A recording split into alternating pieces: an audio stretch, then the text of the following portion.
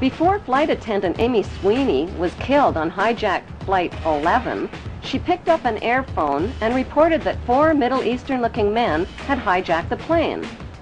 The fact is that Israeli men are Middle Eastern men who just happen to be Middle Eastern-looking. The voice of the hijacker heard from the hijacked plane's voice recorder reveals that the accent of the hijacker matches an Israeli Hebrew accent. Stay quiet and you'll be okay. We're heading to the airport. The next transmission comes seconds later. Nobody move. Everything will be okay. If you try to make any move, you'll danger yourself and the airplane. Let's stay quiet. After 9/11, 1,000 Middle Eastern-looking Muslim men were swept into U.S. custody, but the media kept quiet about 60 Middle Eastern-looking Israeli men who were also taken into custody and held under great secrecy. On December 11th, Carl Cameron of Fox News ran the first of a 4-part series about a group of Israelis who were among the 9/11 suspects. These detained Israelis failed polygraph tests about their surveillance activities against the U.S. and were caught videotaping the 9/11 attacks from different angles. Fox News also reported that the evidence linking these Israelis to 9/11 was classified, but a leaked 61-page report from the U.S. government's Drug Enforcement Agency revealed that another 120 Israelis, posing as artists, were also rounded up right after 9/11. Carrying counterfeit visas and green cards, the Israelis admitted that they served in the Israeli army in explosives, electronic, and military intelligence units. Did Middle Eastern-looking Israelis who were detained as suspects after 9/11 steal the identities of the accused Muslims? The leaked DEA report revealed that Israelis with Israeli military backgrounds had posed as artists and lived on Sheridan Street in Hollywood, Florida, just down the street from Mohammed Atta and 3 other accused Muslims. On August 18th, 1 month before the 9/11 attacks, a New York Times article by reporter Sheila K. Dewan described a group of 4 foreign artists who smuggled their way into the World Trade Center just months before 9/11. The artists occupied studio space free of charge on the 91st floor with 14 other artists and claimed to be writing a book called The Bee Thing. They also claimed that they constructed a temporary balcony on the 91st floor as a prank. Somehow, these so-called artist pranksters escaped the attention of the World Trade Center's heavy security companies. George W. Bush's brother, Marvin Bush, just happened to be the director of Securicom, which provided electronic security for the World Trade Center. By some mysterious coincidence, Marvin Bush's company also provided electronic security for 911's United Airlines and 911's Dulles Airport. So what were 18 foreign artists really doing living free of charge in one of the world's most expensive rental spaces? Many top engineering and demolition experts believe that the Twin Towers were rigged with explosives which caused the buildings to implode vertically in a typical controlled demolition. The reason the collapsing buildings looked like a controlled demolition, say experts, is because they were a controlled demolition. Photos and video recordings confirm that explosions occurred at the base of the 2 towers as well as in Building 7 before they fell. On September 24th, firefighter Louis Caccioli told People Weekly point blank, "We think there were bombs set in the building." That claim was echoed by many witnesses and by firefighters who heard the explosions just before Tower 1, Tower 2, and Building 7 collapsed. The steel-supported Twin Towers were built to withstand the impact of a passenger jetliner, yet the official explanation for their collapse is that the burning jet fuel heated the steel support beams and caused them to buckle.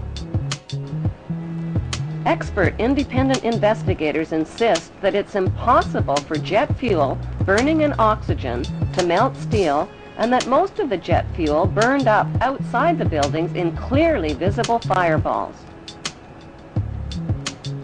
After the crashes, the white smoke turned black, indicating cooling temperatures, not rising temperatures as reported.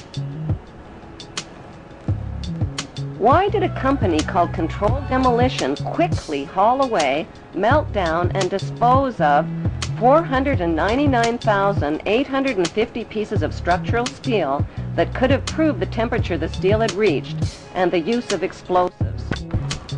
Why did Tower 2 that was hit last fall first, 53 minutes after being struck, whereas Tower 1 fell 1 hour and 28 minutes after being struck? An even bigger mystery is why Building 7, owned by Larry Silverstein, collapsed much later on in the afternoon, even though it had never even been hit. If these 3 World Trade Center buildings were rigged with explosives, when could the explosives have been installed, and who controlled access to the buildings? The 30-year-old World Trade Center has always been publicly owned and managed by the New York, New Jersey Port Authority. That is, until a Jewish businessman named Louis Eisenberg became the chairman. Eisenberg is an active leader in Jewish Zionist organizations. He personally oversaw negotiations that put the publicly owned World Trade Center into private hands. Those private hands belonged to 2 Jewish pro-Zionist billionaires named Larry Silverstein and Frank Lowy, even though their bid was lower than other bids. Lowy served as a commando in the Israeli army, and Silverstein just happens to be the former chairman of the United Jewish Israel Appeal. With Eisenberg's help, they landed the 99-year lease worth $8 billion for half price at $3.5 billion. During the moving, renovations, and security changeovers, explosives could have easily been installed in the buildings without detection. George W.'s brother, Marvin Bush, was not only the director of the World Trade Center's electronic security company, he was also the director of the World Trade Center's casualty insurance company called Houston Casualty. That company terminated their insurance coverage for the World Trade Center before 9/11, right in the nick of time. Another suspicious company occupied the 16th and 17th floors of the North Tower. That company, called Zim Israeli American Shipping, suddenly broke their lease, paid a $50,000 penalty, and moved out of the World Trade Center only weeks before 9/11. Zim Israeli American Shipping is owned by Zim Israel Navigation, which just happens to be owned by the government of Israel. If the new owners, Silverstein and Lowy, knew about the 9/11 attacks in advance, why did they buy a 99-year lease to the doomed buildings? Because they could do the simple math. Silverstein bought the $3.5 billion World Trade Center with only a $15 million down payment, which amounts to 0.01% of the total. He took out maximum terrorist insurance coverage only 6 weeks before the attacks.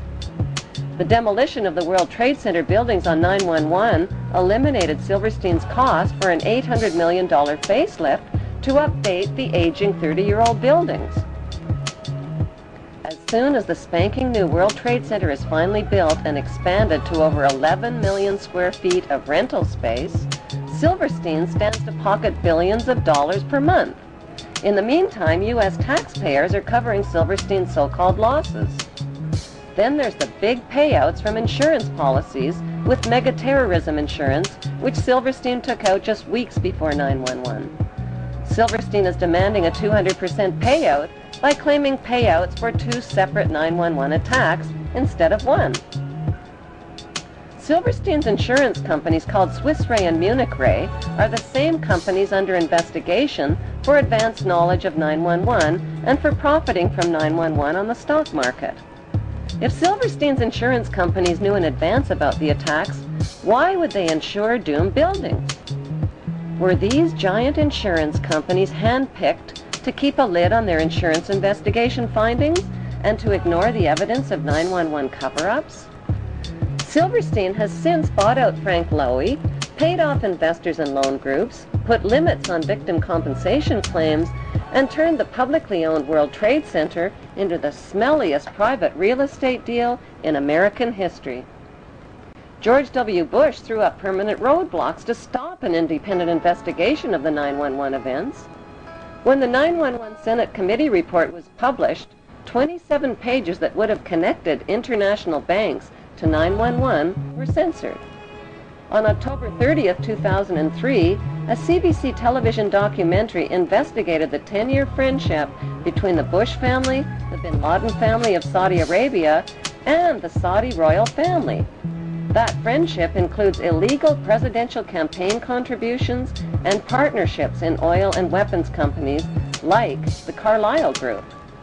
Since 9/11, 2,500 relatives of victims filed trillion-dollar lawsuits against 7 international banks, against the Saudi friends of the Bush family, and against the U.S. government for suppression of information. On 9/11, all U.S. flights were canceled, and desperate relatives of 9/11 victims were grounded.